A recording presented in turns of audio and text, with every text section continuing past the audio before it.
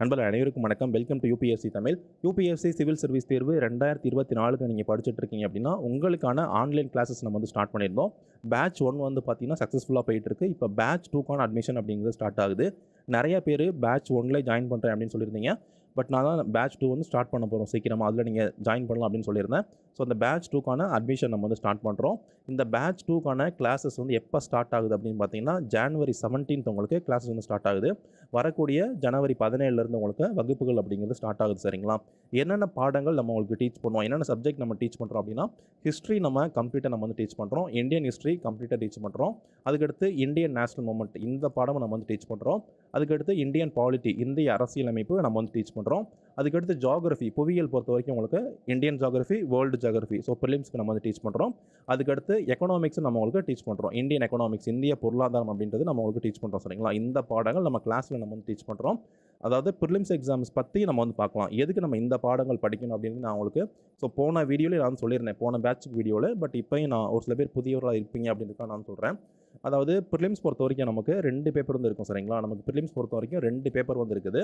So இந்த 2 paper என்னென்ன paper அப்படின்னு பார்த்தீங்கன்னா, ஒன்று வந்து ஜிஎஸ்ன்னு சொல்லக்கூடிய பொது அறிவுத்தாள், இன்னொன்று பார்த்தீங்கன்னா சிசாட் அப்படின்னு சொல்லக்கூடிய திறனறிவு தேர்வு. சரிங்களா? சிசாட்னு சொல்கிற பேப்பர். இந்த சிசாட்னு சொல்கிற பேப்பரில் நீங்கள் 33% மார்க் வாங்கிட்டீங்கன்னா போதும், சிசாட்டில் நீங்கள் கிளியர் பண்ணிடலாம். சரிங்களா? சிசாட்டும் கொஞ்சம் டஃப் பண்ணிட்டாங்க, இதுக்கும் நம்ம எஃபோர்ட் போடணும்.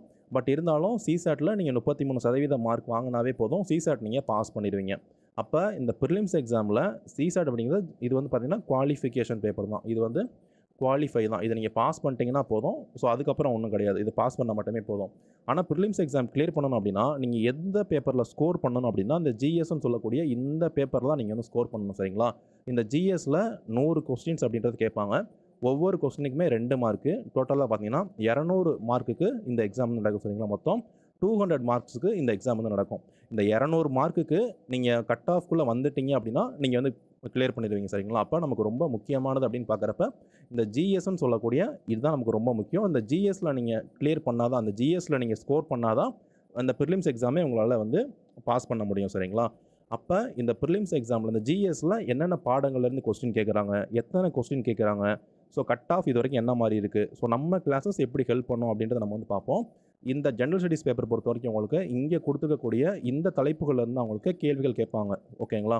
நமக்கு ஃபஸ்ட்டு இந்தியன் ஹிஸ்ட்ரியிலேருந்து நமக்கு கேள்விகள் அப்படின்றது கேட்பாங்க. இந்திய வரலாறுலேருந்து நமக்கு கேள்வி கேட்பாங்க. இந்தியன் நேஷனல் மூமெண்ட்லேருந்து நமக்கு கேள்வி கேட்பாங்க. சரிங்களா? ஃபஸ்ட்டு நம்ம இந்தியன் ஹிஸ்ட்ரியவே நம்ம 3 பெரும் பிரிவுகளை நம்ம வந்து படிப்போம். ஒன்று வந்து ஏன்ஷியன்ட் இந்தியன் ஹிஸ்ட்ரி, இன்னொன்று மிடிவல் இந்தியன் ஹிஸ்ட்ரி அதாவது பண்டைய கால இந்திய வரலாறு, இன்னொன்று சமகால இந்திய வரலாறு, இன்னொன்று பார்த்தீங்கன்னா மாடர்ன் இந்தியன் ஹிஸ்ட்ரி அப்படின்னு நம்ம வந்து சொல்லுவோம். அதாவது நவீன கால இந்திய வரலாறு. சரிங்களா? நம்ம வரலாறையும் நம்ம இந்த மாதிரி வந்து படிப்போம். அதுக்கடுத்து நமக்கு இந்தியன் நேஷனல் மூமெண்ட்லேருந்து நமக்கு கேள்விகள் அப்படின்றது கேட்பாங்க.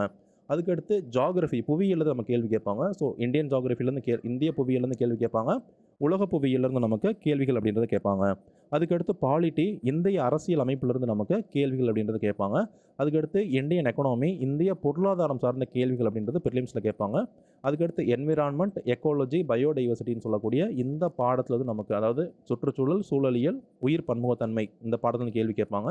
அதுக்கடுத்து ஜென்ரல் சயின்ஸ் நம்ம பொது அறிவியலிருந்து நமக்கு கேள்வி கேட்பாங்க.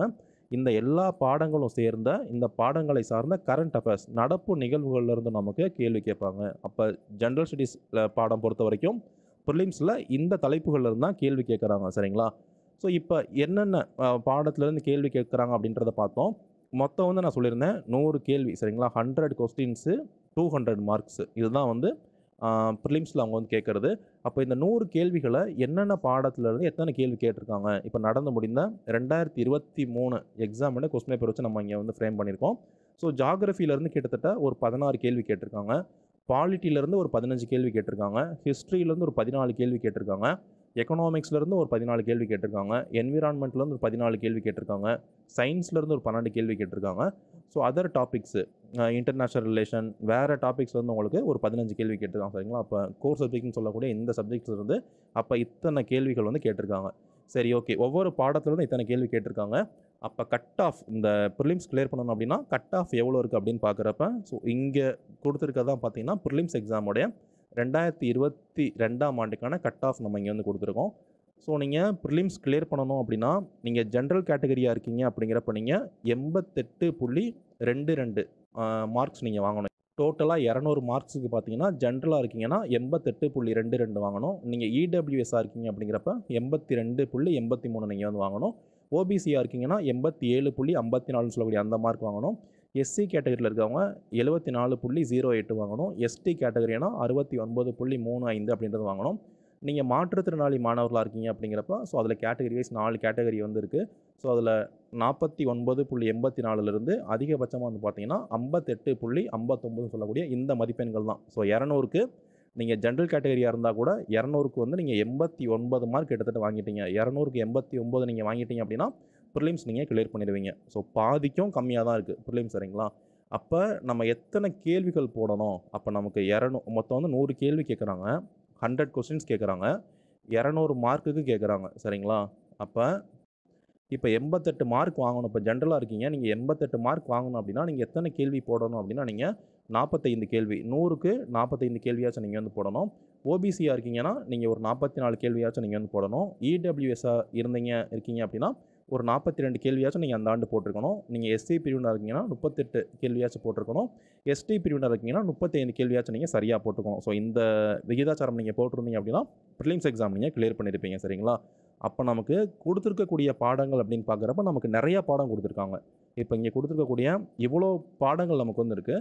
ஸோ யாருமே இங்கே கொடுத்துருக்கக்கூடிய எல்லா பாடங்கள்லையுமே வந்து படிச்சிட முடியாது இல்லையா? இப்போ ஜாகிரஃபிலையும் நான் வந்து நான் நல்லா டீப்பாக படிச்சிருவேன், பாலிட்டியும் நான் டீப்பாக படிச்சிருவேன், ஸோ ஹிஸ்ட்ரியும் நான் டீப்பாக படிச்சிருவேன், எக்கனாமிக்ஸும் டீப்பாக படிச்சிருவேன், என்விரான்மெண்ட்டு, சயின்ஸு, கரண்ட் அஃபேர்ஸ் எல்லாமே நான் படித்து தரவா இருப்பேன் அப்படின்னு சொல்ல முடியாது. ஸோ நம்ம இந்த எக்ஸாம் கிளியர் பண்ணணும் அப்படின்னா ஒரு 4 பாடம் நம்ம ஸ்ட்ராங்காக இருக்குது அப்படிங்கிறது நமக்கு கண்டிப்பாக நமக்கு வந்து யூஸ்ஃபுல்லாக இருக்கும், சரிங்களா? எல்லா பாடமும் நான் ஓரளவு தான் படிப்பேன்னு சொல்கிறத விட ஒரு 4 பாடம் நம்ம வந்து நல்லா டீப்பாக படிச்சுக்கிறது அப்படிங்கிறது நமக்கு வந்து யூஸ் ஆகும். இன்னமே எக்ஸாமுக்கு இருக்கக்கூடிய இந்த கொஞ்சம் மாதங்களில் கிட்டத்தட்ட ஒரு 4 மாதங்கள் தான் இருக்குது. ஒரு 120 to 130 டேஸ் தான் இருக்குது. ஸோ இந்த குறிப்பிட்ட நாட்களில் நம்ம இந்த பாடங்கள் மட்டும் நம்ம ஸ்ட்ராங்காக படிக்கணும் அப்படிங்கிறப்ப நம்மளால் கண்டிப்பாக அந்த எக்ஸாம் வந்து கிளியர் பண்ண முடியும். ஸோ இதையும் தாண்டி வந்து பார்த்திங்கன்னா கரண்ட் அஃபேர்ஸ் வேறு விஷயங்கள் நீங்கள் எப்படி படிக்கிறது அப்படின்றது நம்ம கிளாஸில் வந்து நம்ம டீச் பண்ணுவோம், சரிங்களா? ஸோ அப்படிங்கிறப்ப இந்த பேட்ச் வந்து உங்களுக்கு கண்டிப்பாக ரொம்ப யூஸ்ஃபுல்லாக இருக்கும். நீங்கள் அதாவது நிறைய பேர் பார்த்திங்கன்னா நம்ம எல்லாமே படிக்க போகிறேன் அப்படின்னு சொல்லிட்டு எல்லா பாடமே படிக்கிறது நல்லது தான். ஆனால் நம்ம கையில் ஒரு 4 சப்ஜெக்ட் நம்ம ஸ்ட்ராங்காக வச்சுக்கணும் அப்படிங்கிறப்ப கண்டிப்பாக நம்மளால் இந்த எக்ஸாம் வந்து கிளியர் பண்ண முடியும், சரிங்களா? ஸோ அதனால் இந்த 4 பாடங்களுமே நம்ம இந்த பேட்சில் நம்ம வந்து டீச் பண்ணுறோம். ஸோ இந்த பேட்சில் நீங்கள் ஜாயின் பண்ணுறீங்க அப்படிங்கிறப்ப உங்களுக்கு ரொம்ப யூஸ்ஃபுல்லாக இருக்கும். நீங்கள் பிகினராக இருக்கீங்க அப்படின்னாலுமே கூட நீங்கள் வந்து லேர்ன் பண்ணிக்கலாம், சரிங்களா? ஸோ இன்ட்ராக்ஷனாக தான் இருக்கும். ஸோ உங்களுக்கு டவுட் இருக்குது அப்படிங்கிறப்ப லைவ் கிளாஸஸ் தான் நம்ம வந்து கொடுக்குறோம். ஸோ உங்களால் என்ன பண்ண முடியும்னா உங்கள் டவுட்ஸ் வந்து கிளியர் பண்ணிக்க முடியும். இந்த பேட்சில் நீங்கள் ஜாயின் பண்ணுறீங்க அப்படின்னா உண்மையில் நீங்கள் வந்து ஒரு சின்சியர் ஆஸ்பிரண்ட்டாக இருக்கீங்க. நீங்கள் 2024 இந்த எக்ஸாம் எழுத போகிறீங்க அப்படின்னா மட்டும் நீங்கள் வந்து ஜாயின் பண்ணுங்கள். ஸோ ஏன்னா காலையிலையும் கிளாஸ் இருக்கும், உங்களுக்கு ஈவினிங்கும் கிளாஸ் இருக்கும். ஸோ அந்த டைமில் வந்து நீங்கள் கண்டிப்பாக கிளாஸ் வந்து அட்டன் பண்ணி தான் ஆகணும், சரிங்களா? ஸோ சின்சியர் ஆஸ்பிரண்ட்டாக இருக்கீங்க அப்படின்னா கண்டிப்பாக நீங்கள் ஜாயின் பண்ணலாம்.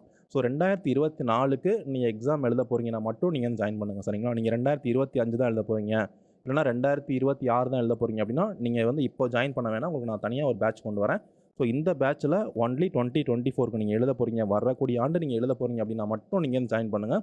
ஸோ இல்லைனா நீங்கள் நெக்ஸ்ட் பேட்சில் ஜாயின் பண்ணிக்கோங்க. பிகாஸ் 2024 எழுத போகிறவங்க இந்த பேட்சில் வந்து அவங்க ஜாயின் பண்ணிக்கட்டும், சரிங்களா? ஸோ கிளாஸ் டைமிங் அப்படின்னு பார்க்குறப்ப ஒரு நாளைக்கு உங்களுக்கு 2 கிளாஸ் இருக்கும். காலையில் 5:30லேருந்து 8 AM வரைக்கும், காலையில் 5:30 மணிலேருந்து 8 மணி வரைக்கும் உங்களுக்கு கிளாஸ் இருக்கும். ஈவினிங் உங்களுக்கு 6:30 மணிலேருந்து 9 மணி வரைக்கும் உங்களுக்கு கிளாஸஸ் அப்படிங்கிறது இருக்கும். லைவ் கிளாஸஸ் தான் இருக்கும், சரிங்களா? ஸோ டெய்லியுமே லைவ் கிளாஸ் அப்படின்றது வந்து இருக்கும். ஸோ அது மாதிரி லிமிட்டட் சீட்ஸ் தான். போன பேட்சில் எப்படி நம்ம லிமிட்டட் சீட்ஸ் சொன்னோமோ அதே மாதிரி லிமிட்டட் சீட்ஸ் மட்டும் தான் இருக்குது. ஸோ நீங்கள் சீக்கிரமாக ஜாயின் பண்ணிடுங்க. அந்த சீட்ஸ் முடிஞ்சிருச்சு அப்படின்னா நம்ம லிமிட்டடாக எடுக்கிறதுனால ஸோ உங்களுக்கு வந்து கஷ்டம். அதனால் நீங்கள் சீக்கிரமாக ஜாயின் பண்ணிடுங்க. நம்ம எடுக்கக்கூடிய பாடங்கள் லெசன்ஸ் எல்லாமே வந்து பார்த்திங்கன்னா ஒன்று வந்து அஃபீஷியல் சோர்ஸஸை பேஸ் பண்ணி நம்ம கிளாஸ் எடுக்கிறோம், இன்னொன்று வந்து ஸ்டாண்டர்ட் புக்ஸ் பேஸ் பண்ணி நம்ம வந்து எடுக்கிறோம். ஸோ அதனால் இந்த பேட்சில் நீங்கள் ஜாயின் பண்ணுறீங்க, இந்த பேட்சில் நீங்கள் பேமெண்ட் பண்ணிட்டீங்க அப்படிங்கிறப்போ ஸோ உங்களுக்கு ஒரு யூனிக்கான ஐடி நம்ம வந்து கொடுப்போம். நீங்கள் கிளாஸில் ஜாயின் பண்ணுறப்ப நீங்கள் அந்த யூனிக் ஐடி வச்சு மட்டும்தான் நீங்கள் வந்து ஜாயின் பண்ண முடியும், சரிங்களா? உள்ளே நீங்கள் கிளாஸ்க்குள்ளே வர முடியும். இன்னொன்று என்னென்ன புக்ஸ் வாங்கணும் அப்படிங்கிற லிஸ்ட் நான் உங்களுக்கு வந்து கொடுத்துருவேன். ஸோ அந்த புக்ஸ் நீங்கள் வாங்கிட்டீங்க அப்படின்னா போதும். ஸோ முன்னாடி நான் சொன்னபடி என்னால் நோட்ஸ் கொடுக்க முடியும். பட் இருந்தாலும் நம்மளும் அந்த நோட்ஸ் வந்து பார்த்திங்கன்னா அந்த புக்கில் தான் நம்ம வந்து காப்பி பண்ணி அப்படியே நம்ம பேரை போட்டு கொடுக்குற மாதிரி இருக்கும். ஸோ இது வந்து எனக்கும் டைம் வேஸ்ட்டு, ஸோ உங்களுக்கும் அது வந்து இது இல்லை. ஸோ அதனால் நான் சொல்கிற புக்ஸை நீங்கள் நல்லா படிச்சுக்கோங்க. ஆனால் உங்களுக்கு கொடுக்க வேண்டிய ஒரு சில நோட்ஸ் வந்து பார்த்திங்கன்னா நம்ம வந்து கொடுப்போம் எக்ஸாமுக்கு. உங்களுக்கு எந்தெந்த இதுக்கெல்லாம் நம்ம நோட்ஸ் கொடுக்கணுமோ அதுக்கு நம்ம வந்து கொடுப்போம். அது நம்ம என் பேர் போட்டு கொடுக்கணும், இந்த ஒரு யூபிஎஸ்சி தமிழ்னு போட்டு கொடுக்கணுன்றதுக்காக கொடுக்குறமேடுக்காக நம்ம வந்து கொடுக்க மாட்டோம். ஆனால் நம்ம கொடுக்குற நோட்ஸும் தரமாக இருக்கும். ஸோ அது இல்லாமல் நான் கொடுக்கக்கூடிய ஸ்டாண்டர்ட் புக்ஸில் நீங்கள் ரெஃபர் பண்ணிக்கலாம். கிளாஸ் முடிச்சு நீங்கள் வந்து ரெஃபர் பண்ணிக்கலாம். ஸோ கிளாஸஸ் அப்படின்றது பார்த்தீங்கன்னா ஜூம் ஆப்பில் உங்களுக்கு டெய்லியுமே வந்து இருக்கும். நீங்கள் பேமெண்ட் பண்ணோன்னே உங்களுக்கான ரெசிப்ட் வந்து பார்த்தீங்க அப்படின்னா வந்து உடனே உங்களுக்கு வந்து வந்துடும். உங்களுக்கே உடனே உங்களுக்கு அந்த ரெசிப்ட் உங்கள் மெயிலுக்கு வந்து வந்துடும். ஸோ உங்கள் நம்பர் எனக்கு வந்து விசிபிள் ஆகும். ஸோ நம்பர், இமெயில் ஐடியும் கொடுத்து தான் நீங்கள் வந்து ஜாயின் பண்ணுவீங்க. ஸோ உங்களுக்கு நான் ஒரு கூகுள் ஃபார்ம் வந்து நான் சென்ட் பண்ணுவேன். ஸோ அந்த கூகுள் ஃபார்ம் நீங்கள் ஃபில் பண்ணிட்டீங்க அப்படின்னா நீங்கள் நம்ம கிளாஸில் வந்து நீங்கள் அட்மிஷன் முடிஞ்சு நீங்கள் ஜாயின் பண்ணிடுவீங்க. உங்களுக்கான ஒரு யூனிக் ஐடி நம்ம வந்து கொடுப்போம். அந்த யூனிக் ஐடி போட்டு தான் நீங்கள் என்ன பண்ணுற மாதிரி இருக்கும்னா, இந்த கிளாஸஸ்க்கு டெய்லி காலையில் வர மாதிரி இருக்கும். சரிங்களா? அந்த உங்களுக்கான ஒரு ஐடி போட்டு நீங்கள் வந்து கிளாஸஸ்க்கு வர மாதிரி இருக்கும். ஸோ லிமிட்டட் சீட் இருக்கிறதுனால நீங்கள் வந்து ஜாயின் பண்ணிக்கோங்க. இந்த பேட்ச்க்கான ஃபீஸ் அப்படின்னு பார்க்குறப்ப நான் வந்து இன்க்ரீஸ் பண்ணுவேன் அப்படின்னு சொல்லியிருந்தேன். பேட்ச் 2க்கு வந்து நம்ம இது அமௌண்ட் வந்து இன்க்ரீஸ் பண்ண போகிறோம் அப்படின்னு சொல்லியிருந்தோம். பட் இந்த ஒரு முறை மட்டும் நம்ம இன்க்ரீஸ் பண்ணவே இல்லை. ஸோ அதே அமௌண்ட் தான். பேட்ச் 1க்கு என்ன அமௌண்ட் இருந்துச்சோ ஸோ அதே அமௌண்ட் தான் நம்ம வந்து வச்சுருக்கோம். ப்ரிலிம்ஸுக்கு இம்பார்ட்டன்ட் இருக்கக்கூடிய இந்தியன் ஹிஸ்ட்ரி, அதுக்கடுத்து Indian national movement, Indian polity, Indian, அதுக்கடுத்து வேர்ல்டு ஜியோகிராஃபி, அதுக்கடுத்து எக்கனாமிக்ஸ்னு சொல்லக்கூடிய இந்த சப்ஜெக்ட் எல்லாமே சேர்த்து வந்து பார்த்தீங்கன்னா ஸோ நம்ம 9,999 அப்படின்ற பேமெண்ட் நம்ம வந்து வச்சுருக்கோம். ஸோ இதுவே இது வந்து நீங்கள் ஒரு ப்ரைவேட் அகாடமியில் நீங்கள் போனீங்க அப்படின்னா ஒரு கிளாஸ்க்கே இப்போ நீங்கள் ஹிஸ்ட்ரின்னு சொல்லக்கூடிய இந்த பாடத்துக்கு நீங்கள் போகிறீங்க அப்படின்னாவே குறைஞ்சபட்சம் ஒரு 7K, ஒரு 7,000லேருந்து ஒரு 10,000 அப்படிங்கிறது கண்டிப்பாக உங்களுக்கு ஒரே ஒரு பாடத்துக்கே வந்து இருக்கும். ஒரே சப்ஜெக்ட்டுக்கு மட்டுமே இவ்வளோ ஃபீஸ் வந்து வாங்குவாங்க. நீங்கள் ஒரு தனியார் அகாடமியில் கூட நீங்கள் வந்து கேட்டிருக்கலாம். ஸோ கண்டிப்பாக எல்லாருக்குமே தெரியும். ஸோ ஒரு கிளாஸ்க்கே இவ்வளோ ரேட் வாங்குறப்ப இங்கே நம்ம வச்சுருக்கக்கூடிய இந்த எல்லாத்துக்குமே சேர்த்து ஒரு நல்ல ஒரு தரமான கிளாஸ், இங்கே இருக்கக்கூடிய இந்த எல்லா சப்ஜெக்ட்டுக்குமே சேர்த்தே வந்து பார்த்திங்கன்னா நம்ம ஒரு 10,000 தான் வாங்குகிறோம். இந்த ஒரு பாடத்துக்கு இப்போ இந்தியன் பாலிட்டிக்கு மட்டுமே பல பேர் வாங்கக்கூடிய காசை இந்த 10,000 அப்படின்றத நம்ம எல்லா பாடத்துக்கும் சேர்த்தே நம்ம தான் வாங்குகிறோம். ஸோ ரொம்ப ரொம்ப அஃபோர்டபுள் ப்ரைஸில் தான் நம்ம வந்து கொடுக்குறோம். சரிங்களா? ஸோ அதனால் நீங்கள் அட்மிஷனில் ஜாயின் பண்ணுறீங்க அப்படிங்கிறப்ப நீங்கள் சீக்கிரமாக ஜாயின் பண்ணிக்கோங்க. ஸோ கீழே உங்களுக்கு அந்த லிங்க் இருக்கும். ஸோ ஃபஸ்ட் கமெண்ட்லேயும் லிங்க் இருக்கும், டிஸ்கிரிப்ஷன்லேயும் லிங்க் இருக்கும். ஸோ நீங்கள் வந்து ஜாயின் பண்ணிக்கோங்க. ஏதாச்சும் உங்களுக்கு டவுட் இருக்குது அப்படின்னா நீங்கள் எனக்கு வந்து மெசேஜ் பண்ணுங்கள். இங்கே கொடுத்துருக்கக்கூடிய ஸோ இந்த நம்பருக்கு, இந்த வாட்ஸ்அப்புக்கு நீங்கள் வந்து மெசேஜ் பண்ணுங்கள். நான் உங்களுக்கு வந்து ரிப்ளை பண்ணுறேன். சரிங்களா? ஸோ இங்கே கொடுத்துருக்கக்கூடிய இந்த வாட்ஸ்அப் நம்பருக்கு நீங்கள் வந்து மெசேஜ் பண்ணுங்கள். நம்ம ஜான்வரி 17 உங்களுக்கு அந்த கிளாஸஸ் அப்படிங்கிறது ஸ்டார்ட் ஆயிரும். ஓகேங்களா? கிளாஸஸ் பொறுத்த வரைக்கும் உங்களுக்கு கண்டிப்பாக தரமாக இருக்கும். ஸோ நான் மட்டும் இல்லாமல் இன்னும் ஒரு சில டீச்சர்ஸ் நம்ம ஃபேக்கல்ட்டிஸ் இருக்காங்க. ஸோ அவங்களும் உங்களுக்கு டீச் பண்ணுவாங்க. சரிங்களா? இந்த பாடங்கள் வந்து பார்த்தீங்கன்னா ஸோ இந்த சப்ஜெக்ட் பொறுத்த வரைக்கும் இன்னும் நம்ம ஒரு தரமான ஃபேக்கல்ட்டிஸ் அப்படின்றது வருவாங்க. ஸோ உங்களுக்கு இந்த பாடங்கள் வந்து டீச் பண்ணுவாங்க. ஸோ நீங்கள் சீக்கிரமாக நீங்கள் ஜாயின் பண்ணிக்கோங்க. ஸோ அந்த பேட்ச் ஸ்டார்ட் ஆயிடுச்சு அப்படின்னா அதுக்கப்புறம் ஜாயின் பண்ணுறது அப்படின்றது கண்டிப்பாக கஷ்டம். ஸோ லிமிட்டட் சீட்ஸ் வைக்கிறதுனால ஸோ நீங்கள் சீக்கிரமாக ரிஜிஸ்டர் பண்ணிக்கோங்க. உங்களுக்கு டவுட் இருக்குது அப்படிங்கிறப்ப நீங்கள் எனக்கு இன்ஸ்டாகிராமில் நீங்கள் வந்து மெசேஜ் பண்ணலாம். ஸோ நம்மளுடைய டெலிகிராம் சேனலில் கண்டிப்பாக ஜாயின் பண்ணிக்கோங்க. நிறைய அப்டேட்ஸ், யூபிஎஸ்சி எக்ஸாம்க்கான அப்டேட்ஸ்லாம் நம்ம வந்து போடுறோம். அதே மாதிரி நம்ம வாட்ஸ்அப்பில் இந்த நம்பருக்கு நீங்கள் எனக்கு மெசேஜ் பண்ணலாம். இந்த கிளாஸ் மட்டும் இல்லாமல் வேறு டவுட் உங்களுக்கு யூபிஎஸ்சி சார்ந்து இருக்குது அப்படின்னா கூட நீங்கள் மெசேஜ் பண்ணுங்கள். கண்டிப்பாக நான் உங்களுக்கு ரிப்ளை பண்ணுவேன். வேறு சந்தேகங்கள் இருக்குது அப்படின்னா நீங்கள் வந்து சொல்லுங்கள். Thank you friends.